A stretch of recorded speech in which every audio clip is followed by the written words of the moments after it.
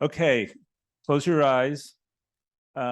Imagine we're going on a tour of the region. We're going to start in Georgetown. We're going to kind of circle the downtown. We're going to go to Virginia. We're going to come back to the Southwest and end downtown. Joe, please come on up and start us off. And others who are going to speak, please come. So we're starting with the Georgetown bid. We're going to move to DuPont, then to Noma, to National Landing, skip the river, go to National Landing. Rich is going to tell us about what's going on in Tyson. And then we'll come back to the Southwest and the downtown. Joe, please take it away. Can you use this and just push the button? Yeah, or you Perfect. can use this as well. Oh, no, this is too confusing. Morning, everybody. I'm Joe Strange. I'm the CEO of the Georgetown bid. Uwe asked us to do 10 slides in 10 minutes, and I did 20 slides in 10 minutes. So I'm going to speak really fast. If you have an Audible account, you know how to set it at 1.5. So that's what I'll be doing. Okay. I think this is the right button. There we go. So we're the Georgetown bid, about 34, 36 square block faces, 2.8 million square feet of retail, 3 million of office. And the craziest statistic that I have is that we have 420 hotel rooms going under construction in 2023 to add to the 550 or so that we have today, which just blows my mind. In any case, we run 8 program areas: clean, maintain the streets, everything from picking up trash, removing graffiti, fixing the bricks, streetscape beautification. We do all the decorations, the flowers and the lighting on the buildings, things of that nature. Marketing events, PR communications, placemaking, transportation, advocacy and planning, economic development, research and analysis, destination management, which is really thinking about the tourist experience. And we've created a nonprofit called Georgetown Heritage that we sponsor and help manage, which is working on the revitalization of the C&O Canal in Georgetown and some of the parks. Working with the Park Service, and then homeless services support and public safety. So we have 2 organizations, about 51 full-time equivalents between our full-time staff and our contractors, and 5.4 million combined budget. So on the left there, that's sort of who we were between 1999 and February of 2020. Just a happy organization going about our business, doing good stuff. And then we had the pandemic. And how many here have heard of the pandemic? We got somebody in the back. Good. Somebody's reading the newspaper. I'm glad to see that. And that's basically changed everything. And, we went from communicating with folks, about, we did a weekly newsletter, but to our board and our sort of core constituents, we were communicating, monthly or bi-monthly. And then we all of a sudden, decided, okay, we've got to change the way we do business. And we had 178 communications to our members just in the 1 year between March of 2020 and March 2021. The restaurants closed down. And the retailers couldn't have anybody in the businesses. Everything changed. So we had to start thinking differently. And we did really intensive planning. Communicating and things like distributing PPEs. And if that wasn't bad enough, on June 1st of 2020, following the George Floyd murder, Georgetown got sacked and ransacked. We had about 59 businesses destroyed, and for the next 3 months, we had 185 buildings. I guess 185 was the sort of the high water mark, but within days after the original riot, we had about 185 buildings boarded up out of 450 or so storefronts. Really devastating impact on our business community. So we spent the month of July, a month afterwards, in intensive conversations with our board, our staff, our members on what we were going to have to do to recover. And you can see we came up with 11 different things. I'm not going to go through them all, but I want to focus on 2 of them. And the first was create safe public spaces for outdoor dining, retail and social distancing, and public art. And the idea was, how do we bring people back to the streets of Georgetown in a way that is safe and accessible, and not going to, send them into the hospital, because remember, this was, full year before the vaccines were generally available to the public. So just really, really quickly on the public art piece. One of our signature events every year is something called Georgetown Glow. We do it every winter. And we decided, okay, we need something, you know, in the summer, we need something in the warmer weather to bring people out when it's safer, because it's much harder to do stuff in the winter generally. So we moved our art event to I think the fall to bring people back. It's a big undertaking. I have a hard time wrapping. I'm not an events person to start with. So it's hard for me to wrap my head around how much work it is to put something like this on and how expensive it is. But people seem to like it. We get about 160,000 people a year that we think we otherwise wouldn't get over the month that we do these events. And then the thing that we really spent time focused on was sidewalk widening. Georgetown's average sidewalk is about 9.5 feet wide. And we have this, you know, the biggest outdoor contiguous retail district in the mid-Atlantic, I think, 2.8 million square feet. There's nothing quite like it.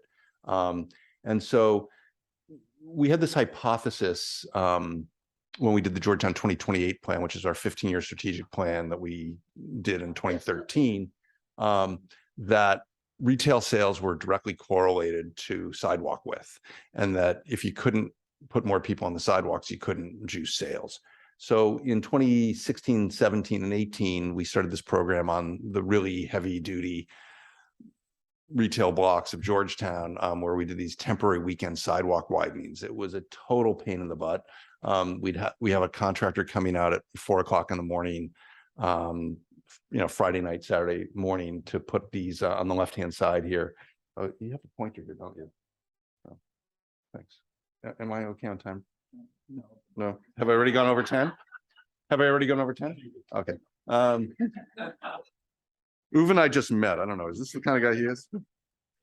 For those who don't know, Uwe and I were roommates in graduate school 30 years ago. This doesn't work.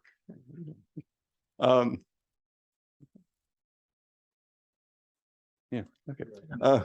So anyway, on the left-hand side, those barriers, temporary, we stored them out under the Key Bridge. Oh, the big button, thanks. So these things, you know, really ugly, that we had to put these warning things out. It wasn't attractive, but you could see people actually use them between about 1 o'clock in the afternoon and 3 o'clock in the afternoon. And they were in the street. It didn't feel terribly safe. And eventually, after about 3 years, the police came and said to us, you know, this is really unsafe. We're really afraid that what happened down in Miami or one of these other cities where somebody just takes a truck and plows through your pedestrians. So get rid of them. So we got rid of it. And we started looking at things like, this is, I don't speak French, but there's a French, the Rouge Road or something like that in Montreal. And we started thinking about that. Could we do something like that? And started talking to the city about it. And they were very skeptical. But the pandemic hit, and you know, you never want to waste a good good crisis. And it became an opportunity to really think with the city about what could we do to experiment with wider sidewalks in Georgetown for the first time. And so we did all these mock-ups like these. We looked at what was going on in Adams Morgan, and you know, people didn't love the look of that. We started laying out, you know, where we could legitimately widen sidewalks. We built a couple test cases for restaurants just to see how it would go.